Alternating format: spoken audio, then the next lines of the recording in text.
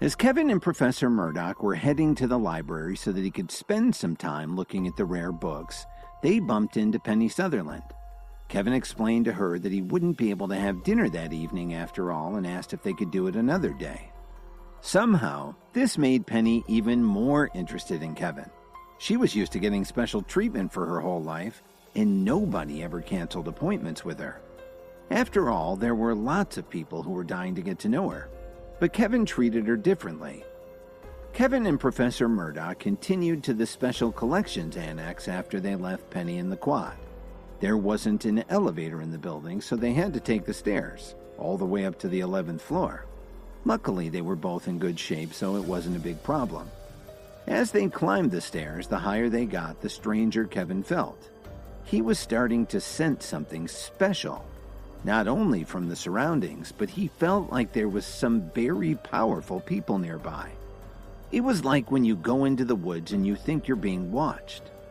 There must be some incredibly skilled faculty members around here. How will I ever be able to get my hands on the consolidation technique for the Alliance Director? Kevin wondered. The two of them eventually made it to the 11th floor. Professor Murdoch stopped and said very solemnly to Kevin, "I can't go any higher than this. Please be careful not to damage any of the books you find here. I'll wait for you down on the 10th floor." Then Professor Murdoch turned around and headed back down the stairs to look for a random book to read while she waited for Kevin to finish. Kevin took a deep breath and slowly opened the door to the 11th floor. As soon as he stepped out of the stairwell, he was shocked by what he saw.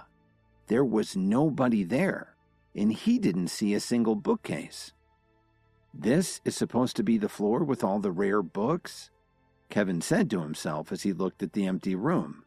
He scanned the space from one side to the other and muttered under his breath, "What the hell is going on? There's absolutely nothing here.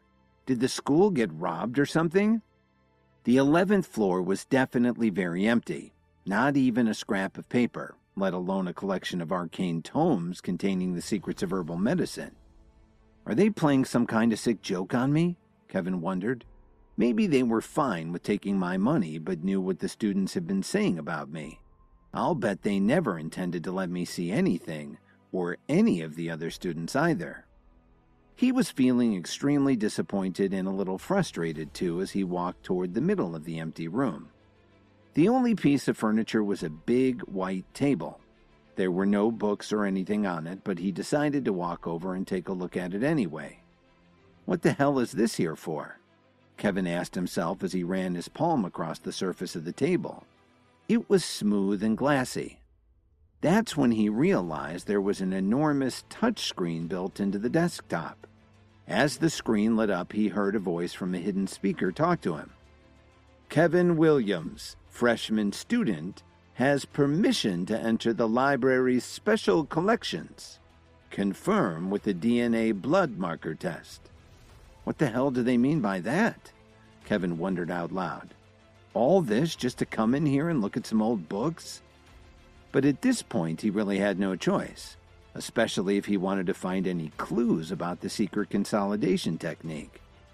Kevin figured there was no turning back now, so he read the instructions on the screen.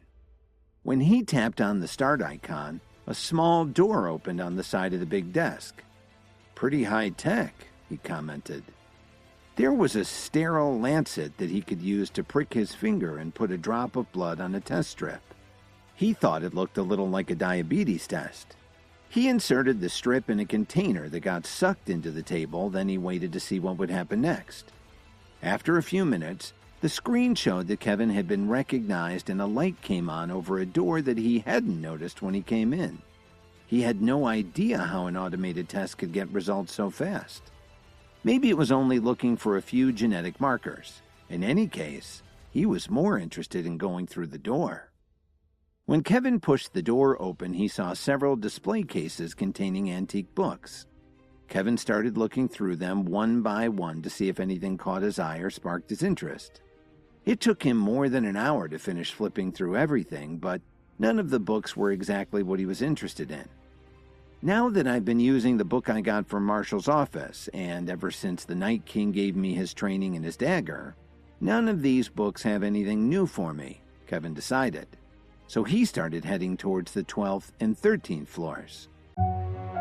Hi, Kevin here. If you're wondering what happens next, then stay tuned on the Pocket FM Universe channel for more episodes.